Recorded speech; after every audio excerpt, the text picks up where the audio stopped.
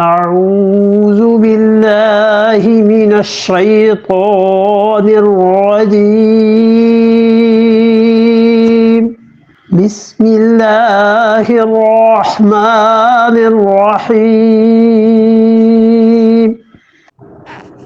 لعن الذين كفروا من بني إسرائيل على لسان داود وعيسى بن مريم ذلك بما عصوا وكانوا يعتدون اعوذ باللہ من الشیطان الرجیم بسم اللہ الرحمن الرحیم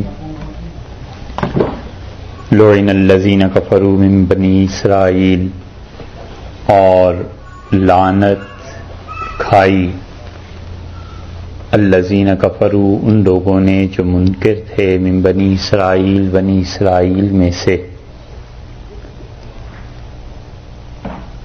بنی اسرائیل کے جو کرتوت اللہ تعالی نے یہاں پر بیان فرمائے ہیں، اور خاص طور پہ اللہ کے ساتھ جو وہ شرک کرتے رہے، اس پہ کل جو آیات گزری ہیں اللہ تعالی نے ان کا شدت سے رد فرمایا،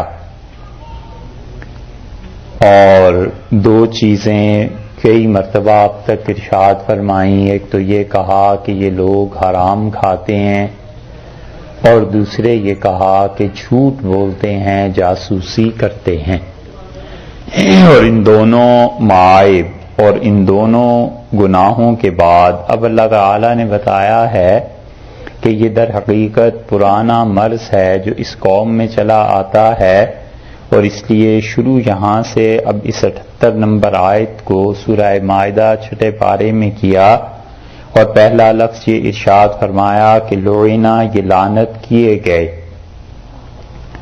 لعنت کیے گئے بھی اس کا ترجمہ کیا گیا ہے، اور سب سے اچھا ترجمہ تو یہ ہے کہ انہوں نے لعنت کو قبول کیا، لعنت کو کھا لیا۔ تو اردو میں دونوں طرح محاورہ استعمال ہوتا ہے کہ فلاں نے فلاں پہ لعنت کی، اور یہ بھی کہ فلاں نے لعنت کھائی۔ لعنت کھانے کا مطلب یہ ہے کہ لعنت کے اثرات اس انسان کی زندگی پر ظاہر ہو گئے، اور یہ بہت شدید چیز ہے، اللہ تعالیٰ اپنی پناہ میں رکھے۔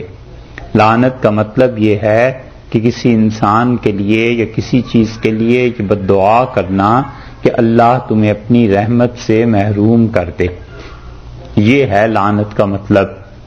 اور جن لوگوں پر بھی لعنت پڑ جاتی ہے حقیقتاً اللہ کی طرف سے، ان لوگوں کی زندگیوں کو آپ دیکھیں، برکت، خیر، یہ سب چیزیں اٹھ جاتی ہیں، اور بہت شدید معاملہ ہو جاتا ہے۔ اس لیے کبھی بھی نہ لعنت کسی پہ کرنا چاہیے، اور نہ ایسے الفاظ زبان سے ادا کرنے چاہیے۔ اب لعنت کھائی کا مطلب یہ ہوا کہ اللہ نے جن پر لعنت کی اور ان پر وہ لعنت پھر جا کر پڑ بھی گئی، انہوں نے اس لعنت کو قبول کیا۔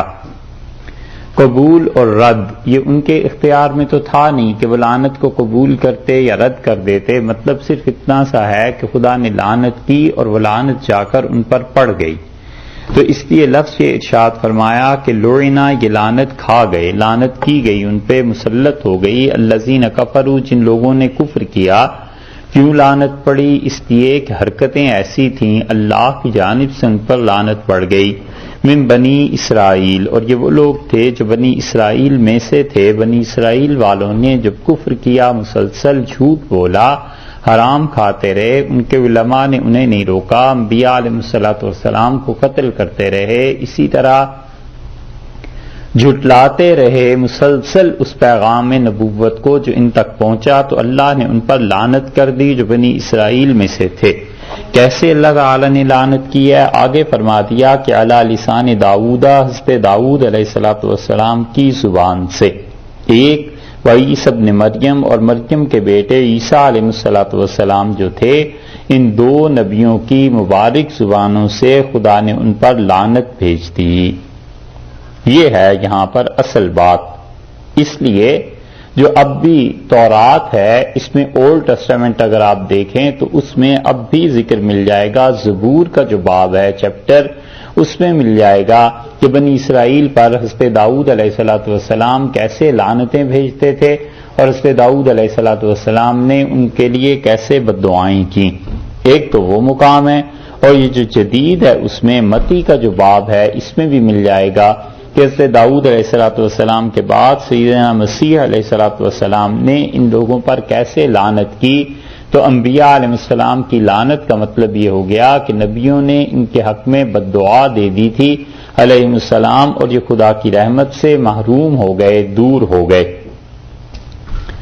تو یہ کس وجہ سے ہوا؟ ذالک بما عصوا، یہ اس وجہ سے تھا کہ یہ گناہگار تھے.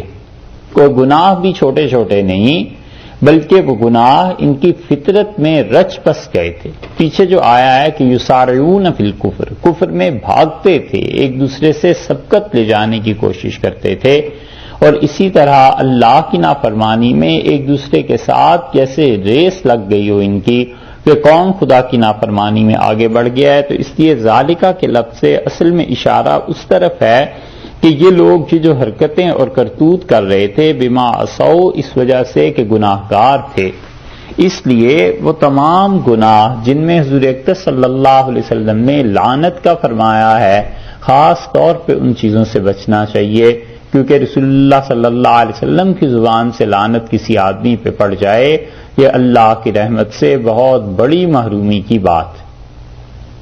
اور رسول اللہ صلی اللہ علیہ وسلم نے بار بار لعنت کے الفاظ ان لوگوں کے لیے فرمائے ہیں جو مخلوق پر ظلم کرتے ہیں، جو سود کھاتے ہیں، اسی طرح علی حاصل قیاس جو حقوق العباد میں غفلت کرتے ہیں، ان کے لیے بہت زیادہ لعنت کے الفاظ آئے ہیں حدیث میں.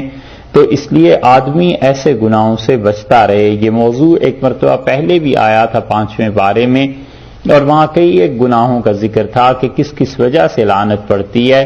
تو انسان کو چاہیے کہ اپنے آپ کو ان چیزوں سے باز رکھے. اس لیے ارشاد فرمایا ہے کہ بما عصوا، یہ اس لیے کہ خدا کے نافرمان تھے، اور اس کے ساتھ ساتھ وکانوا یعتدون، یہ حد سے بڑھ گئے تھے، حد پر نہ رہتے تھے.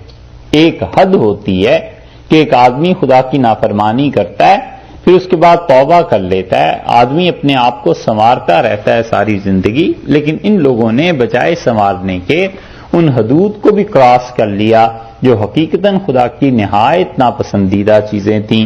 اب بھی سلاطین کا جو باب ہے آپ وہاں پر دیکھیں تو ان کے خود اسباب لکھے ہوئے ہیں کہ بنی اسرائیل نے کیا کیا کرتوت کیے اور کس وجہ سے خدا کی لعنت پڑی اور کس وجہ سے اللہ تعالی نے انہیں پھٹکار دی اور انہیں خدا نے ہٹا دیا.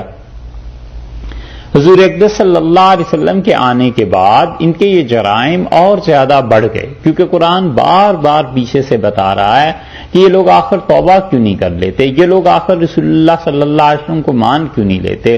قرآن بار بار کہتا ہے کہ کیوں نہیں یہ نبوت پر ایمان لے آتے، کیوں نہیں قرآن کو مان لیتے. تو یہ سب چیزیں جو جان بوجھ کر کفر کرنا تھا، یہ سب چیزیں ایسے ہی ہو گئی ہیں کہ اللہ تعالیٰ نے کہا کہ کانوا یعتدون، حد سے بڑھ کر گئے تھے. ایک حد ہوتی ہے اس پہ نہیں رہتے تھے.